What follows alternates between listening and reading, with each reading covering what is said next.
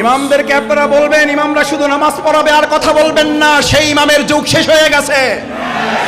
এখন মসজিদে নববীর যুগ।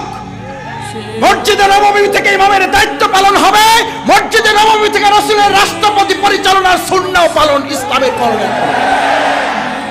মসজিদে নববী কি শুধু নামাজ পরিচালনার জন্য? কিসের জন্য? রাষ্ট্র পরিচালনা। আর আজ আমাদেরকে এই কথা শুনতে হয়, মসজিদের ইমামেরা সব বলতে পারবেন, ভোট চাইতে পারবেন না। মসজিদের ইমামেরা বরং ভোট কাকে দেওয়া যাবে আর কাকে দেওয়া যাবে না এই দেশের মানুষকে সচেতন করার দায়িত্ব ইমামগণ পালন করবেন। আমরা বলছি পরিষ্কার কথা, ভালো করে শোনেন, আমরা কারো শত্রু নই। ইসলাম শত্রুতা কমিয়ে বন্ধুত্ব তৈরি করতে পছন্দ করে।